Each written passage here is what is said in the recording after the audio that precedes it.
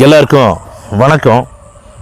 இந்த பதிவில் எதை பற்றி பார்க்க போகிறோம் அப்படின்னா, அதாவது மக்களுக்கு நல்லது பண்ணணும், என்னை வாழ வச்ச, எனக்கு ஆதரவு கொடுத்த தமிழக மக்களுக்கு, அப்பாவி மக்களுக்கு, பொதுமக்களுக்கு, இளைஞர்களுக்கு, இளைஞர்களுக்கு நல்லது பண்ணணும் அப்படி சொல்லிட்டு நல்ல நோக்கத்தோட அரசியல் கட்சி ஆரம்பித்த தலைவர் விஜய் அவர்களுக்கு இந்த திமுக ஆளுங்கட்சி எவ்வளோக்கு எவ்வளோ நெருக்கடி கொடுக்குறாங்க, எவ்வளவு பழிச்சுமையை விஜய் மேலே போடுறாங்க, அதே மாதிரி கொலைப்பழியை விஜய் மேலே போட்டுக்கிறாங்க அப்படின்னு ஏகப்பட்ட விஷயங்களை அடுக்கிட்டு போயிட்டே இருக்கலாம்.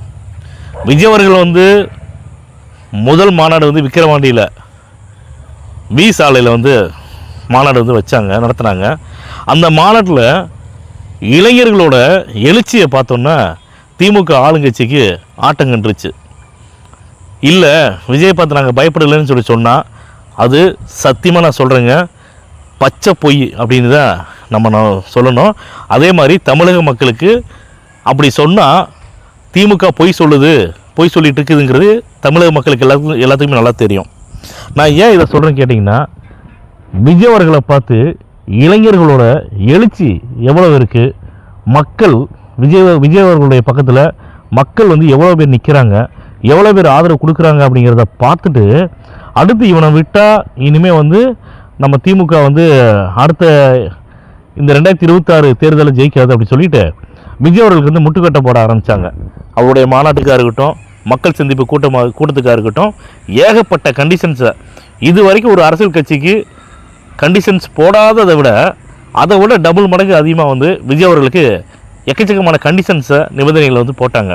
அதையும் தாண்டி அந்த நிபந்தனைகளுக்கு உட்பட்டு தான் தமிழக வெற்றிக்கழகம் ஒவ்வொரு மாநாடாக இருக்கட்டும் பொதுக்கூட்டம் நடத்திட்டு இருக்கிறாங்க.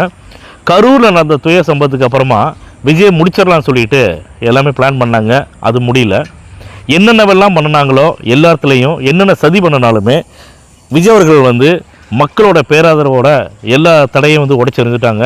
எந்த சதியாக இருந்தாலும் சதியெல்லாம் உடைச்செறிஞ்சிட்டாங்க. இப்போ புதுசாக சங்கீதா அவர்களை தூண்டி விட்டு விஜய் அவர்களுக்கு எதிராக விவாகரத்து வழக்கை பதிவு பண்ண வச்சாங்க. இப்போ ஆதவர்ஜுனா நேற்று ரஜினிகாந்த் அவர்களை பற்றி தப்பாக எதுவும் பேசலைங்க மக்களே. ஆதவர்ஜுனா அவர்கள் ரஜினிகாந்த் ஐயாவை பற்றி பேசின வீடியோ யூடியூப் தளத்தில் இருக்குது, தயவு செஞ்சு போய் பாருங்கள்.